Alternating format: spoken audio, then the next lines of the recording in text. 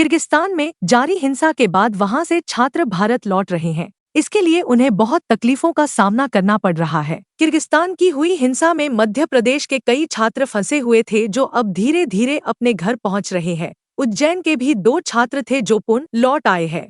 जरा सोचिए, आप पढ़ाई के लिए अपने घर परिवार को छोड़कर दूसरे वतन में हैं और वहां ऐसी हिंसा फैल जाए कि आपकी जान पर ही बन आए।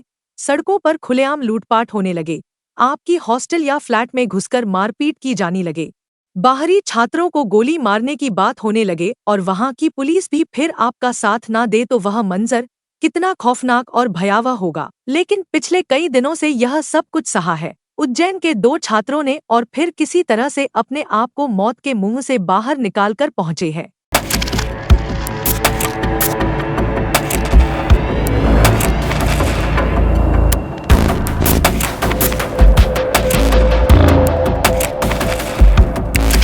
दरअसल यह दोनों छात्र किर्गिस्तान के बिश्केक में हुई हिंसा के बाद अब वहां रह रहे छात्र वतन वापसी कर रहे हैं। मध्य प्रदेश के भी सैकड़ों छात्र वहां पढ़ाई के लिए गए थे। उनमें से कुछ भारत लौट चुके हैं तो कुछ अब भी वहां फंसे हुए हैं। इनमें से उज्जैन निवासी छात्र रोहित पांचाल और रवि कुमार सराठे भी लौट चुके हैं। रोहित और रवि किर्गिस्तान के कांत शहर स्थित एशियन मेडिकल इंस्टीट्यूट से MBBS की पढ़ाई कर रहे हैं। दोनों छात्र यूनिवर्सिटी के हॉस्टल में ही रहते हैं। ऐसे में भीड़ उन्हें नुकसान नहीं पहुंचा पाई। वहीं भारत लौटने के बाद दोनों छात्रों ने वहां के घटनाक्रम, हालात और अपने वतन वापसी की कहानी बताई। छात्र रोहित पांचाल ने कहा कि 13 मई को बिश्केक स्थित एक हॉस्टल में कुछ स्थानीय लोग घुस आए थे जिन्होंने इजिप्ट की छात्राओं के साथ छेड़छाड़ की, जिसके बाद इजिप्ट के छात्रों ने उन्हें पीट दिया। बाद में किर्गिस्तान के ही कुछ लोग वापस हॉस्टल पहुंचे और इजिप्ट के छात्रों के साथ मारपीट की। हालांकि यह मामला इसके बाद शांत हो गया। घटनाक्रम के फोटो वीडियो वायरल होने के बाद दोबारा बिश्केक में हिंसा भड़क गई। इस पूरे घटनाक्रम में मध्य प्रदेश के मुख्यमंत्री डॉक्टर मोहन यादव ने भी छात्रों से बात कर उनका हौसला बढ़ाया था और उनके जल्द भारत लौटने के प्रयास किए थे। शिक्षा के लेकर के और बाकी सब बातों को लेकर बात करना है। और ऑनलाइन के एग्ज़ाम की अगर आप लोग कह रहे हो तो वो भारत में हो सकती हो तो वो अपन देखेंगे, लेकिन अगर वो वहीं से भी अगर आपको एग्ज़ाम दे के आ जाए तो फिर 2 महीने की छुट्टी तो पड़ेगी सही आप लोगों की। बिल्कुल सर, है ना। अभी हॉस्टल में तो कोई अंदर दिक्कत है ही नहीं, आपको अंदर जब आराम से ही हो आप एग्ज़ाम का ये। हाँ सर, हॉस्टल में है ना, इसकी चिंता कर रहे हैं हम, और कोई बात हो तो बताना हम। 18 मई को रात 7 से 8 बजे के बीच स्थानीय लोग विक्ट्री स्क्वायर पर इकट्ठा हुए और वहां के हॉस्टल और फ्लैट्स में दाखिल हो गए, जिसके बाद उन्होंने दूसरे देशों के छात्रों के साथ मारपीट शुरू कर दी। छात्रों की सार्वजनिक रूप से पिटाई की गई तो वहीं हॉस्टल और फ्लैट्स में घुसकर छात्राओं के साथ छेड़छाड़ हुई। रोहित ने बताया कि वे बिश्केक से 20 किलोमीटर दूर कांत में यूनिवर्सिटी कैंपस में बने हॉस्टल में रहते हैं। बिश्केक में हुई हिंसा के बाद यहां भी वैसा ही माहौल हो गया और फ्लैट्स में रह रहे छात्रों के साथ मारपीट की गई। वहीं जो छात्र यूनिवर्सिटी कैंपस में रह रहे थे वहां स्थानीय लोग नहीं पहुंच पाए। बिश्केक में हालात खराब होने के बाद यूनिवर्सिटी की ओर से छात्रों को सुरक्षा दी जा रही थी। नोटिस जारी कर किसी भी छात्र को कैंपस से निकलने से मना कर दिया गया। साथ ही यूनिवर्सिटी के ऐसे छात्र तो फ्लैट्स में रह रहे थे, उन्हें भी यूनिवर्सिटी कैंपस के हॉस्टल में बुला लिया गया। किर्गिस्तान में भड़की हिंसा के बाद वहां की पुलिस ने अपने हाथ खड़े कर दिए, जिसके बाद भीड़ और बेकाबू हो गई। 100 लोगों का ग्रुप न सिर्फ फ्लैट्स में घुसकर छात्रों के साथ मारपीट कर रहा था, बल्कि चाकू की नोक पर उनसे लूटपाट भी की जा रही थी। साथ ही छात्रों को पत्थरबाजी तक झेलना पड़ी। छात्र रवि ने बताया कि स्थानीय लोगों में दूसरे देशों के छात्रों के प्रति खासा गुस्सा देखा जा रहा था। यहाँ तक ही वहाँ के सोशल मीडिया हैंडल पर बाहरी लोगों को गोली मारने तक की बात कही जा रही थी।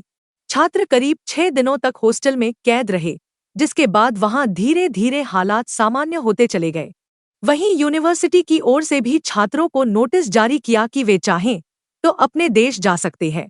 इसके बाद छात्रों ने हिंसा के माहौल के बीच ही घर लौटने की तैयारी की। छात्र रोहित ने बताया कि कांत से अलमाटी एयरपोर्ट 500 किलोमीटर से अधिक दूरी पर स्थित है।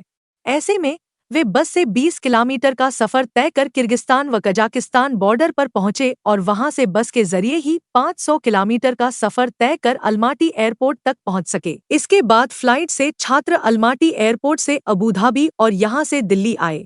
छात्रों को किर्गिस्तान से बॉर्डर तक के 20 किलोमीटर के सफर के 2000 रुपये तो वहीं बॉर्डर से अलमाटी एयरपोर्ट तक के 500 किलोमीटर के सफर के लिए 10,000 रुपए चुकाने पड़े। ऐसे में कजाकिस्तान से भारत तक का सफर जो सामान्य तौर पर 20 से 25,000 रुपए में तय हो जाता है, उसके लिए छात्रों को करीब 50,000 रुपए तक चुकाने पड़े और अब तो टिकट और महंगा हो चुका है। किर्गिस्तान में भड़की यह हिंसा शांत हो चुकी है, लेकिन स्थानीय लोगों में छात्रों के प्रति अब भी रोष देखा जा रहा है। ऐसे में अब भी कई छात्र भारत लौटने के प्रयास में जुटे हैं।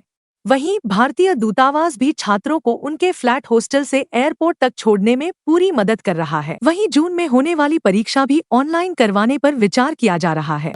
उन लोगों ने सभी को टारगेट कर रखा था जो फॉरेन स्टूडेंट्स, उनको लग रहा था कि ये फॉरेनर है, उन सबको मारा जा रहा था। स्पेशली स्टूडेंट्स को, भले ही वो सड़क पे हो, कॉलेज में हो, कहीं भी हो, उन्हें देख नहीं रहे थे। पाकिस्तानी इंडियन सबको बराबर ही ट्रीट करा जा रहा था। जैसे ही गवर्नमेंट को ये पता लगा कि वहाँ के हालात सही नहीं है, तो वैसे ही सीएम सर ने पर्सनली वीडियो कॉल करा और वीडियो कॉल पे हम सबकी बहुत हिम्मत बांधी। उनने बोला कि आप तो उज्जैन के लोग हैं, यहाँ पे आपको हिम्मत रखनी चाहिए। तो हमें उससे बड़ा अच्छा लगा कि गवर्नमेंट हमारे प्रति इतना ज्यादा अटेंटिव है और स्टूडेंट्स पे भी ध्यान दे रही है।